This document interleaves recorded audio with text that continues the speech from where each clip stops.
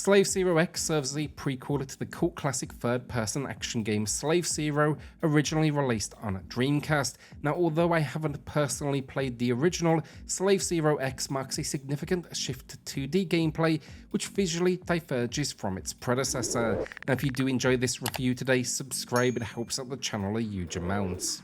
The story was surprisingly more in-depth than I anticipated. We are thrown into Megacity S1-9, which is under the Iron Fist rule of the evil Khan. Our motive: to kill him because he murdered a loved one and frankly he's detrimental to the populace. Basically, the big idea in this biopunk world is that our living machines called slaves which are prepped to enforce his tyranny. Now, we are a guardian, however, unlike most guardians who aim to stop him, we decide to ally with one of these machines, turning his own weapon against him. These machines are also capable of communicating, meaning expect constant dialogue between Shou, our pilot, and X, the red devil-like suit. I really enjoyed it, the writing was suitably over the top, and it devoted enough to its universe and characters to make me care without detracting from the action. Gameplay offers a unique blend. It's a side-scrolling hack-and-slash experience with in-depth controls that you typically find in a 1v1 fighter. Now yes, as a warning, the game is challenging and the controls, they are complex, but I believe it's absolutely worth the effort. Straight out of the gate, however, it does have a big issue which I believe will put many off, and that is the tutorial phase is practically non-existent. What it does is it throws near 20 slides of overwhelming information at you, and this really would have been better introduced gradually and of course in game. That said though, look, within a few levels I feel like I had the hang of it, and there's even a handy training area to explore. This combat though is the highlight of the experience. It's centered around a basic light and heavy attack, but different directions deliver different results, and the action you take is also influenced by your position and the enemy's location. This is then reinforced with a defensive blow that pushes foes away, EX moves that can deliver devastating damage when used in a combo. We have a fatal pulse which allows us to deliver extra damage and regenerate health, and then we have items, so think grenades and basically all sorts of things that go boom. It sounds like a lot, and admittedly it is, but the flows in combat that you can create are incredibly rewarding. It's really going to be a case here of not only learning the moveset, which is kind of touched on in that tutorial, but also learning the UI. It plays a crucial role.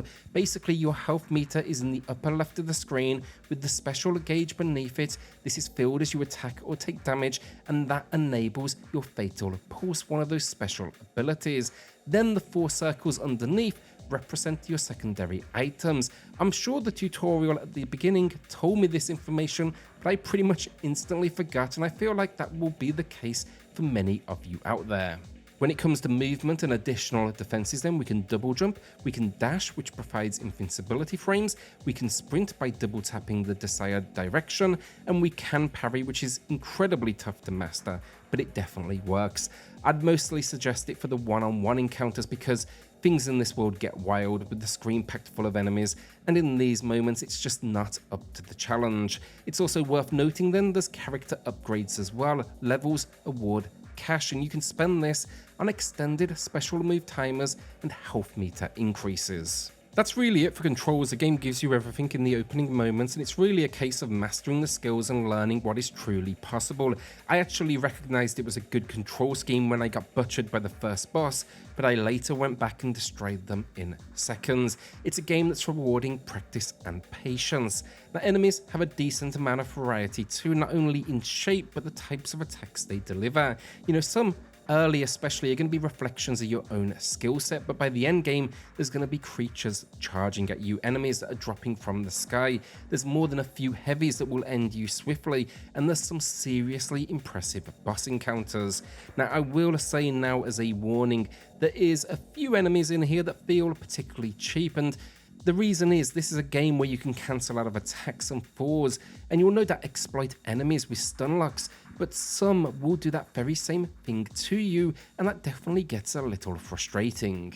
So the combat, great stuff. What about problems? Well, the level design I generally enjoyed, but there's a few levels towards the end game which simply have some bad ideas, namely items like building structures in the foreground that block your view and lead to you getting hit, and I don't know why they thought that was a good idea. Additionally, the game will initially feel clunky, the movement is slow, but I think it works well for that combat. Where it doesn't work great is the few brief moments where the game decides to add in some platforming. Even the most basic jumps here can feel incredibly tough. The trick to getting around this is realizing you can wall jump, something the game doesn't tell you, and once I realized that, I wouldn't say I enjoyed the moments for platforming, but I could get through them quickly. I also noted towards the end game, I had a couple of brief sections where the frame rate dropped slightly and there was a very brief input delay. Hopefully, that's something they can sort out with a quick patch.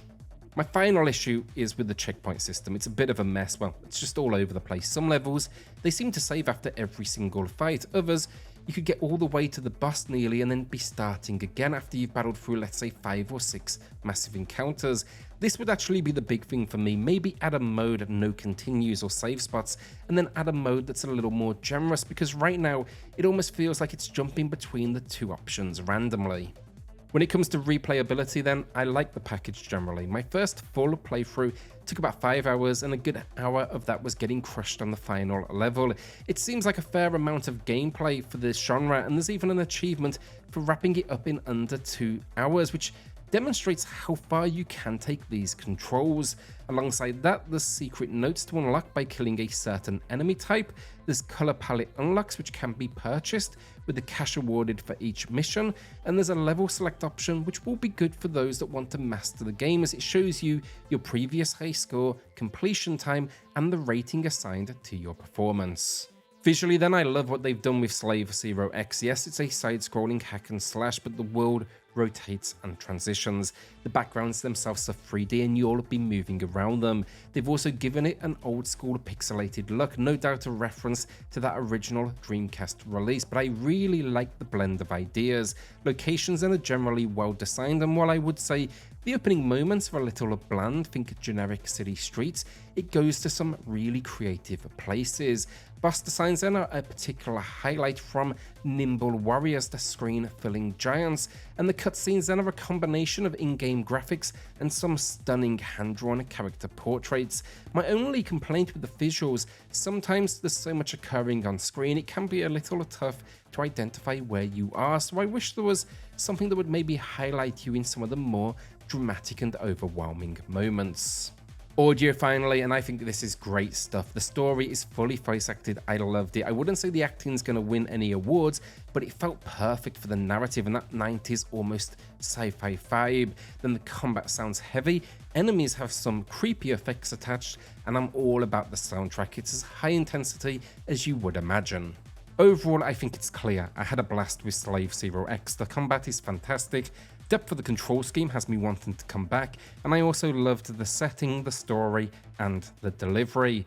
However, it's not perfect. The platforming is honestly horrible. Some enemies are cheap, and there's also some design quirks that I'd love to see addressed. My final warning with this one, this is not a problem, but it is bloody difficult. It's out to destroy you from the opening moments, and you need to come here expecting that. It's old school, it is not going to be holding your hand.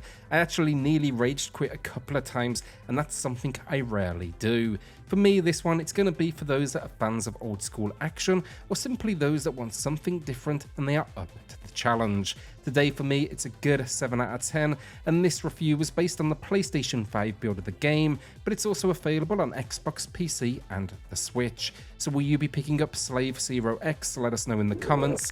With that, hit subscribe, join us here for reviews, deals, news and lists weekly, and I'll see you all on the next video.